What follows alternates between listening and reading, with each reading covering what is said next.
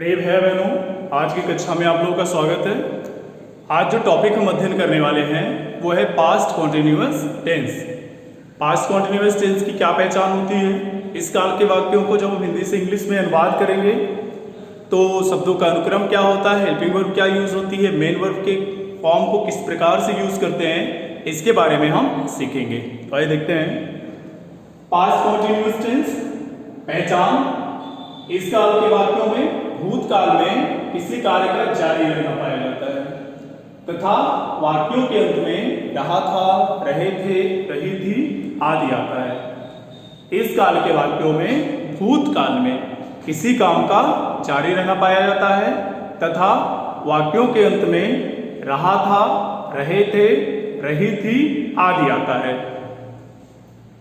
Helping verb जो सहायक क्रिया है, सहायक क्रिया के रूप में वाज और वेयर का प्रयोग किया जाता है। वाज ही यदि सब्जेक्ट ही हो, सी हो, इट हो अथवा आई हो तथा सिंगुलर सब्जेक्ट हो, मतलब कोई सिंगुलर नाउन हो तो उसके साथ वाज का प्रयोग किया जाता है। यदि सब्जेक्ट वी, यू, दे तथा प्लूरल सब्जेक्ट हो, कोई प्लूरल नाउन हो तो उसके साथ वेयर का प्रयोग किया जाता है।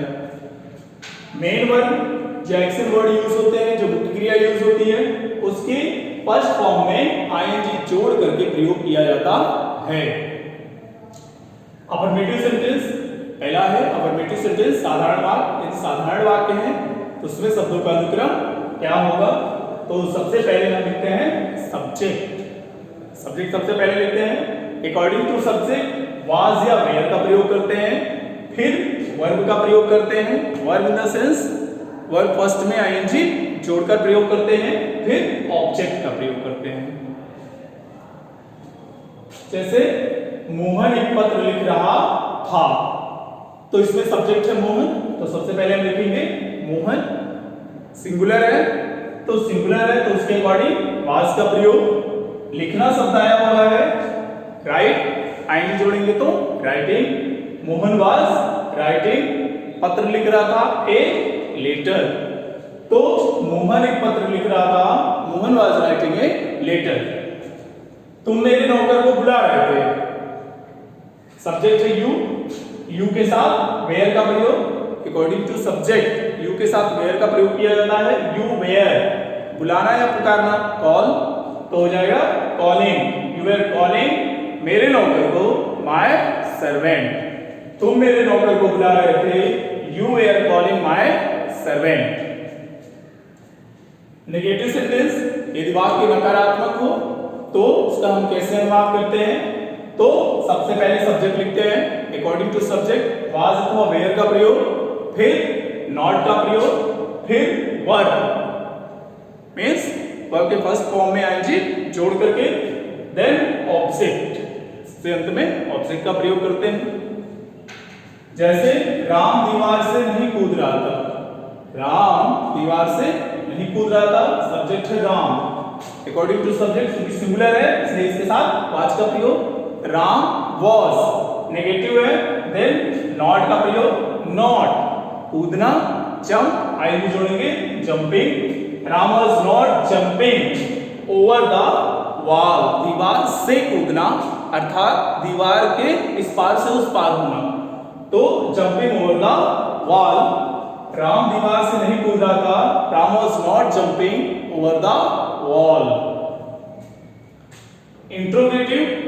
इंट्रोगेटिव सेंटेंस यदि वाक्य प्रश्नवाचक हो तो उसका अनुवाद कैसे करते हैं, तो प्रश्नवाचक में यदि वाक्य क्या शब्द से आरंभ हो रहा है, वाक्य के आरंभ में क्या शब्द प्रयुक्त हो रहा है, तो हम उस वाक्य की अंग्रेजी सबसे पहले हम वाज वेयर से शुरू करते हैं।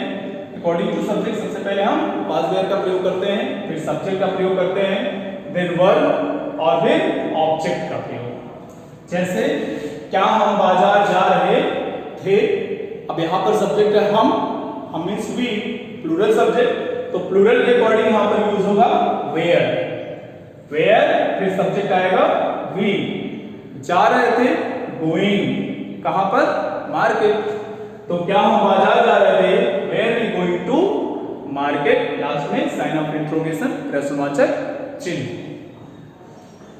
इंट्रोगेटिव नेगेटिव, यदि वाक्य प्रश्नवाचक नकारात्मक है, प्रश्न भी है और नकारात्मक भी है, तो सबसे पहले हम वाज और वेयर का प्रयोग करते हैं अकॉर्डिंग टू सब्जेक्ट। सबसे पहले वाज वेयर का प्रयोग, फिर सब्जेक्ट का प्रयोग, फिर नॉट का प्रयोग करते हैं, फिर वर्ब का प्रयोग करते हैं, फिर ऑब्जेक्ट का प्रयोग करते हैं। जैसे क्या वे लड़के शोर नहीं मचा रहे थे।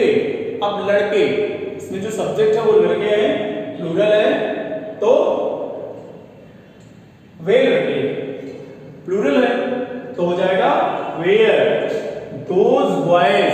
सबसे पहले वेयर का प्रयोग, फिर अकॉर्डिंग टू सब्जेक्ट वेयर का प्रयोग, फिर subject those boys, were those boys, चूंकि नेगेटिव है तो not, were those boys not making a noise. Make a noise means होता है शोर बचाना, आईएनजी जोड़ देंगे तो होगा were those boys not making a noise, last में साइन ऑफ इंट्रोगेशन।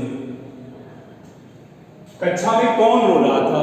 अब यहाँ पर जो प्रश्नसूचक शब्द है कौन, वो वाक्य के बीच में आया हुआ है, तो जब प्रश्नसूचक शब्द वाक्य के बीच में आता है तो उसकी अंग्रेजी सबसे पहले लिखते हैं, ठीक है। और इस तरह के जो सब्जेक्ट, इस तरह के जो वाक्य होते हैं जिसमें प्रश्नसूचक शब्द के रूप में कौन का प्रयोग होता है, तो वहां पर जो सब्जेक्ट होता है वो अनुपस्थित होता है, उसके बारे में कुछ पता ही नहीं है। तो हु एज ए सब्जेक्ट और एज ए क्वेश्चन वर्ड दोनों के रूप में फंक्शन करता है। से कक्षा में कौन रो रहा था, तो सबसे पहले हम लिखेंगे हु, उसके बाद वर्ब का प्रयोग हु वाज, फिर वर्ब का प्रयोग करेंगे weeping, weeping in the class, who was weeping in the class, कक्षा में कौन रो रहा था। किसान अपना खेत क्यों नहीं जोत रहा था, इंट्रोगेटिव नेगेटिव है, और इसमें जो प्रश्नसूचक शब्द है क्यों वाक्य के बीच में आया हुआ है, सेकेंड टाइप है। तो सेकेंड टाइप अर्थात जब प्रश्नसूचक शब्द वाक्य के बीच में आते हैं तो उनकी अंग्रेजी हम सबसे पहले लिखते हैं। तो क्यों, व्हाई, अकॉर्डिंग टू सब्जेक्ट, क्योंकि इसमें किसान फार्मर सिंगुलर है तो वाज का प्रयोग, why was the farmer, why was the farmer, negative है तो not, why was the farmer not, plough means होता है जोतना, आइन जोड़ेंगे प्लाइंग, why was the farmer not प्लाइंग his field, किसान अपना खेत क्यों नहीं जोत रहा था।